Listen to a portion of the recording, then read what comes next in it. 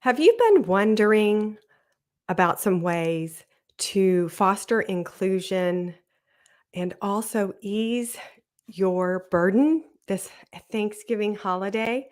That is what we are discussing today. And so I want to give you parents some tangible things that you can put in place right away to help include more of your family with the Thanksgiving preparation and the Thanksgiving meal, especially the young kids that are in your home, as well as talk about different ways that you can include your kids to help make your burden easier because the majority of parents that I help are busy, buying the food, preparing the food, the drinks, the placemats, all of the things. If you are hosting Thanksgiving at your house, and it can be overwhelming and it can be very exhausting. So I always encourage and help parents figure out a way to include your kids. Give them some opportunities to help with different tasks and activities. I also want to dive in today some ways to foster that inclusion with your young kids if you are also traveling. So let's get started. Okay, if you have just landed here, I am Kelly Shoup. I am a parenting coach, pediatric occupational therapist, and I have been helping parents for a really long time figure out how to decrease the struggles and the frustrations they have in interacting with their young kids. I help parents figure out what does a child's behavior, what is it actually saying? This tantrum, this meltdown, what is this child actually communicating in this behavior that a parent doesn't like? Because often it is what the child is actually communicating is very different than what the parent thinks that this child is saying. So I help parents for right now, I have families that I'm helping from the age of 3 to actually 23. So, have been helping ages, stages, development of kids, and helping parents and families interact in a connected, peaceful, calm way. Okay, so holiday time is so wonderful, and the kids love it. But a lot of times I see this heavy load on parents. And so I am always, always on a mission to help you parents make your job easier in lots of different ways with your kids. So we're going to talk about tangible ways if you are the ones at home and if you are entertaining for this holiday. Okay, why do I talk about tangible ways? So my love, my expertise is primarily in that 3 to probably 8 or 12 age. It's where I love to help parents with these young kids because their body is communicating lots of different things. But it's tangible ways because this is how kids think, this is what they need, this is how they best interact with parents. And so I will have a lot of parents say, "Okay, well, I've asked my 5-year-old to help set the table for Thanksgiving." Okay, that's a very daunting task for a 5-year-old to understand. So I always help parents break down into very simple steps and a tangible way that a child can really touch something, interact with something, and it has a definite start and stop. So, we're going to talk about just some easy ways that you can have your kids help you in preparation for that Thanksgiving meal. So, it could look like shopping, and it could be mom looking at her list. And if your young child is with you, saying, "Okay, can you go get two of those hunks of cheese?" Or whatever the thing is. But again, very specific. The child clearly knows this is my job to just get this one thing. And The ability for a child to be able to remember multiple steps, that happens, a 4-year-old will not be able to remember 4 different steps to do. They can probably do 2 really well, maybe 3. But again, I just help parents break down the expectation and the ability of a young child to contribute. Because oftentimes parents will have an expectation or give a child a task that is too difficult, that has too many steps, that isn't anything that a child can be successful at. And so I had a mom tell me, and she said, "Yeah," she said, "I have tried every year to get my kids to do the stuffing."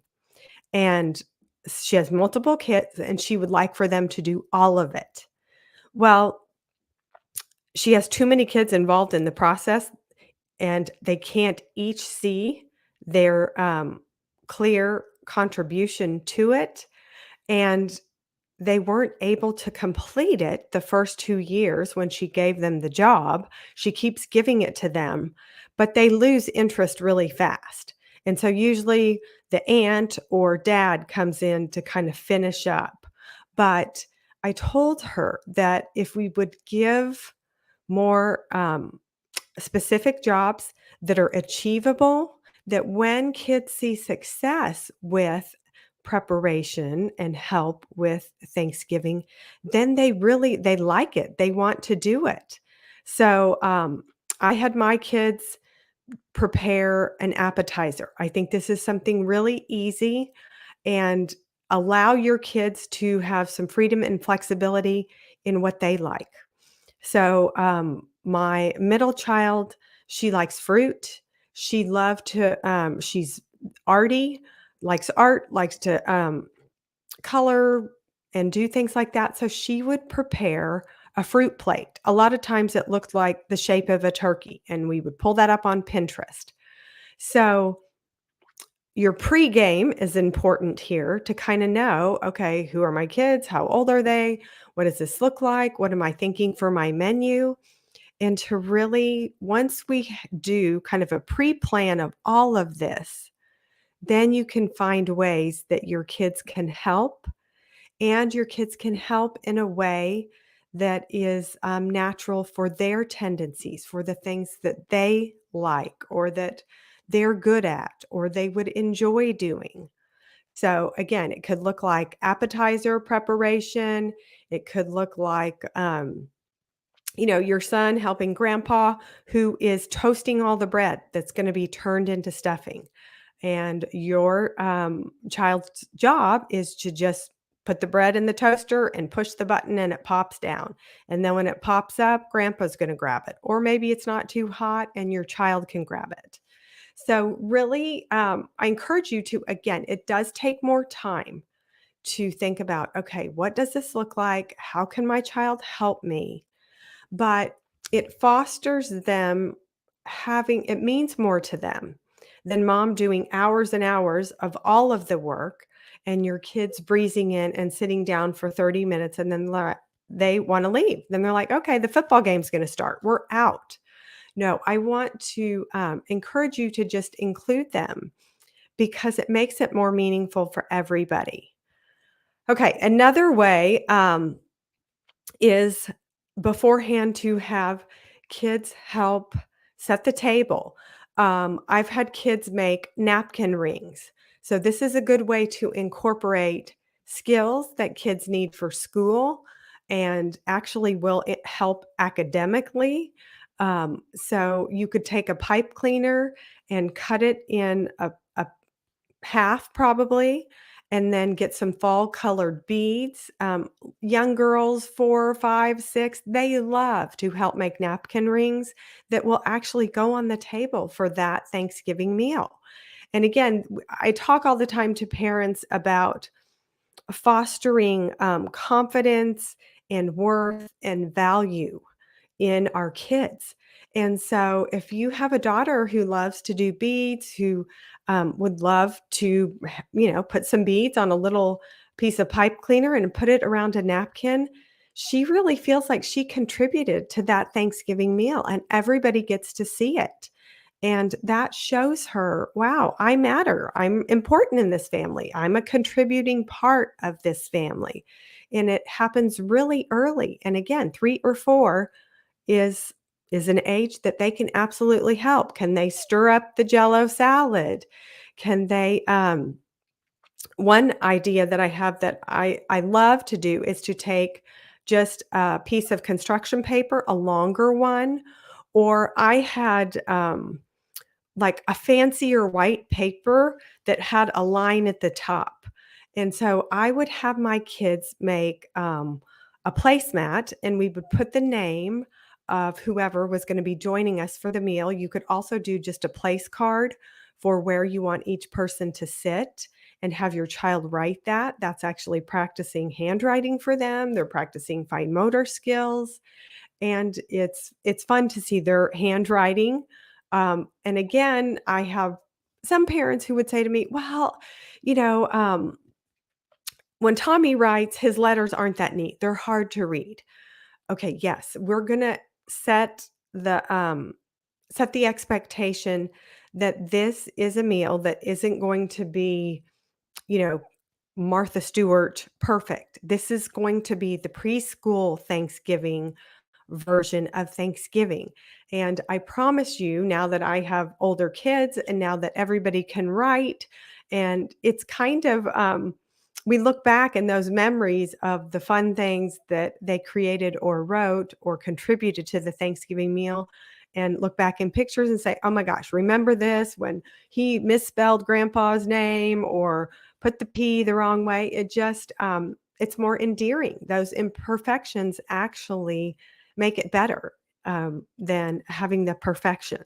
So I would just encourage you to really just embrace where your kids are this Thanksgiving, this year, this age, this stage, because it will change next year.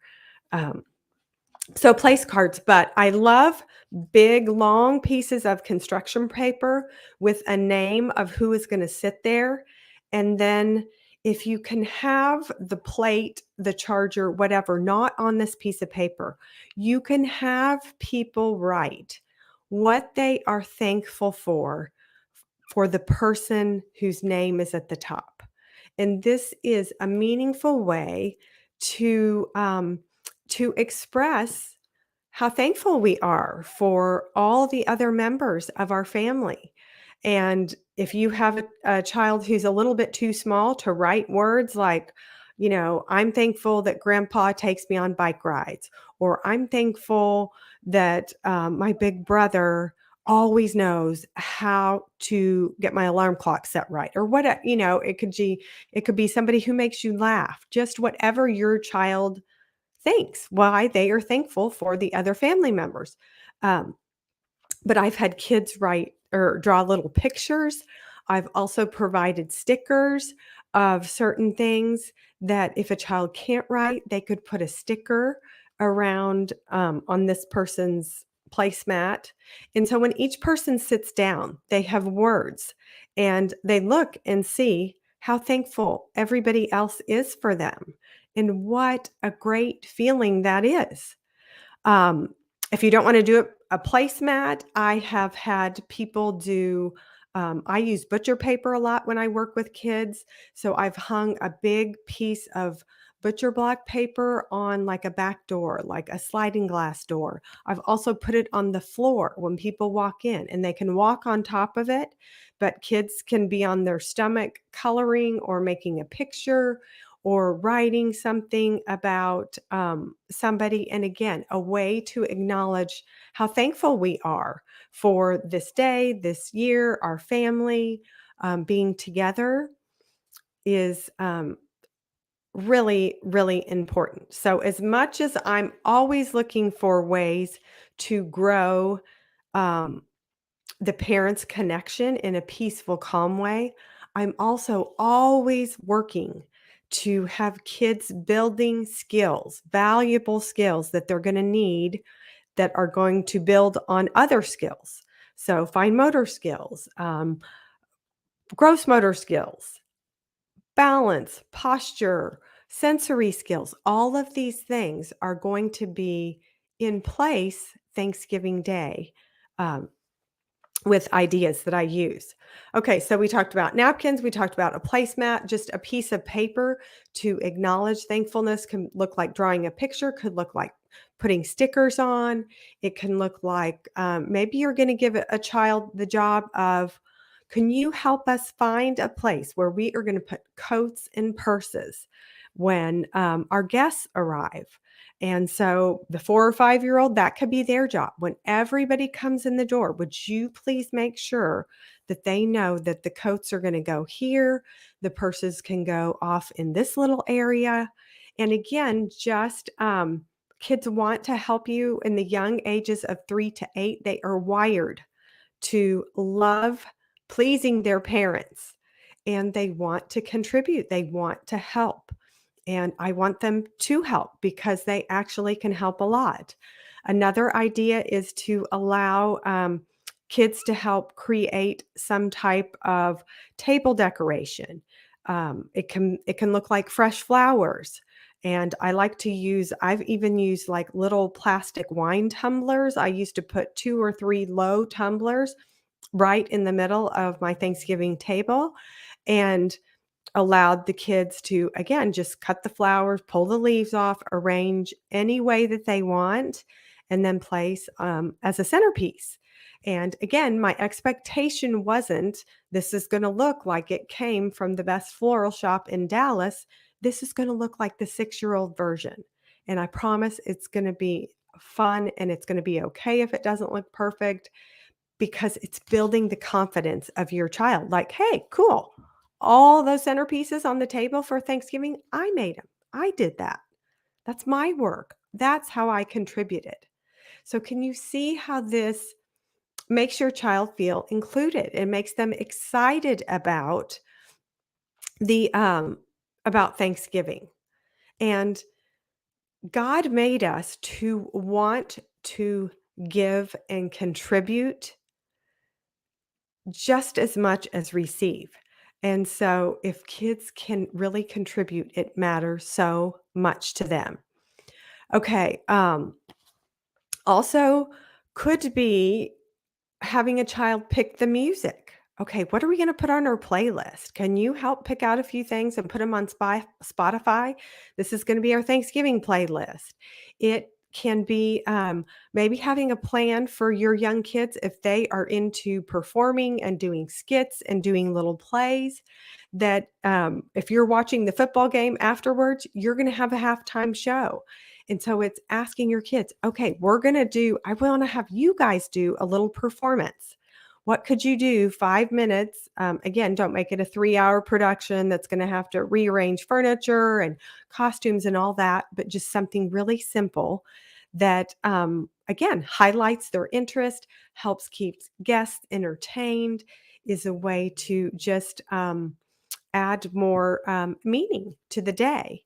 Another thing you can do is go outside and games. Okay, so I love games, I love physical movement. I like ways to bring older family members and younger family members together in games that are easy.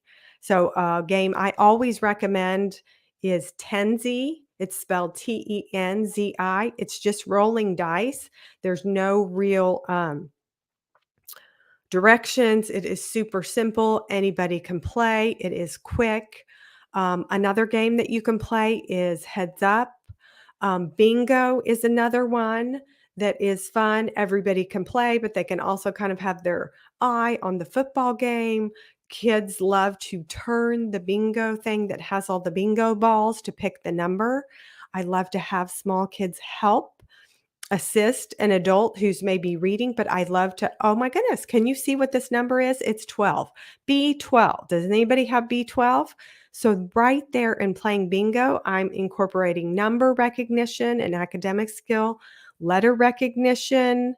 So again, I'm always thinking, how can I put more skills to have kids learning and growing that also is incorporating family and fun and connection and being together? So bingo, Heads Up is one that my family loves to play. because, again, you can have team members who can help the little kids who don't know how to read. You put it on your phone, you hold it on your head. Guessing, that's a fun one. Um, Also, any type of obstacle course, a football game, um, hopscotch is good for little kids. Foursquare.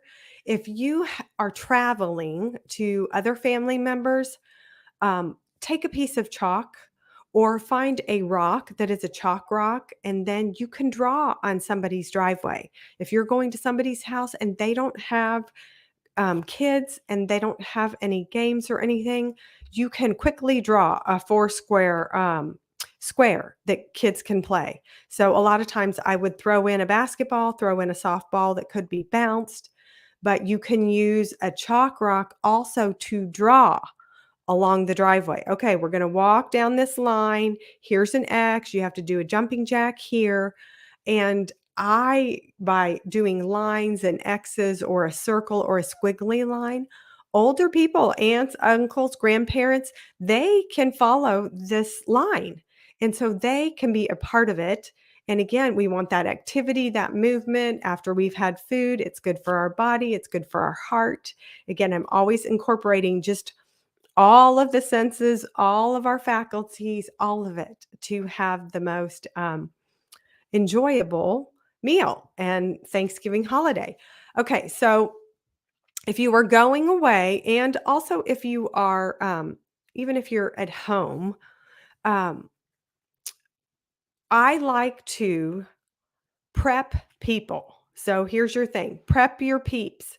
If you're traveling and you have somebody who's got a cold, for me this Thanksgiving, my son's coming home from college and he gets his wisdom teeth out on Monday. So our Thanksgiving is going to look like soft foods for Will. So I've already talked to my parents, my sister, my sister-in-law. They know, okay, we're going to have to modify the diet for Will because he's getting his wisdom teeth out. So again, we're going in the flow with life of all the families and what they have going and what they're trying to accomplish kind of over their holiday. But I always want to forewarn people or give them, okay, here's the heads up. Like, we are coming to eat Thanksgiving dinner, but we're going to have to leave early because my husband has a college friend who's in town. And again, when you communicate well, intentionally beforehand, this keeps any type of hurt feelings, any type of upset from happening.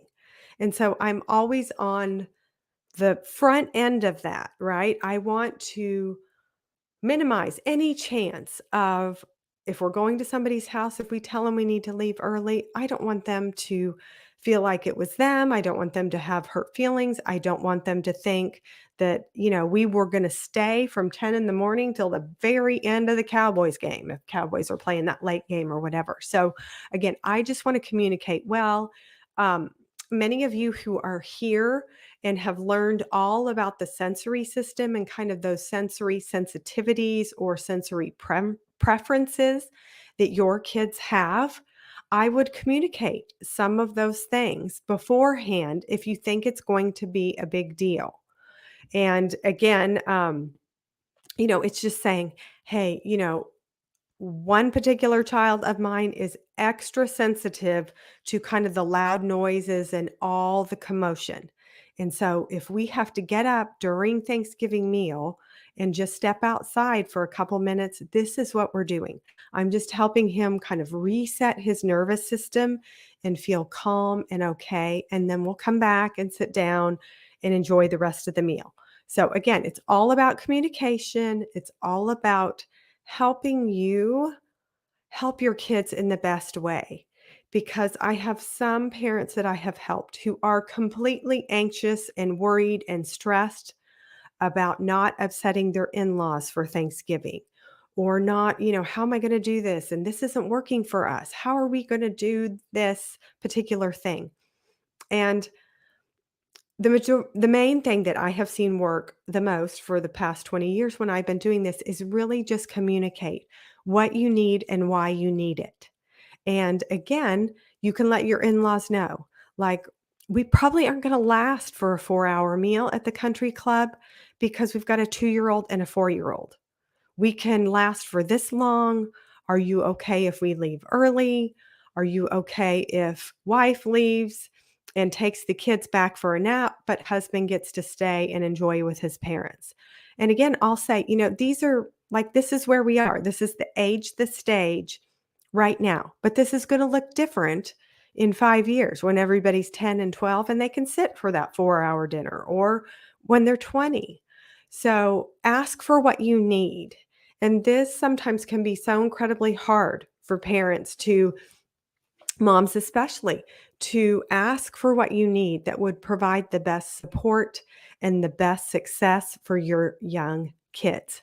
Because our job as parents is to meet our kids right where they are. And we can't have an expectation for them to be able to sit for a 4-hour dinner in a 4-year-old body. That would just be unreasonable and it would be miserable for everybody. So don't set yourself up for the misery, because I do have parents who come to me after Thanksgiving and say, "Oh my goodness, I totally did not see this coming, and it had the worst effect. It caused, just trouble, and I don't want that for you for your Thanksgiving." And just a little bit of forethought, a little bit of pre-planning, a little bit of intentional communication about your family can be incredibly helpful. So if you're going away to in-laws' house, again, just help everybody there understand kind of the sensory preferences of your kids.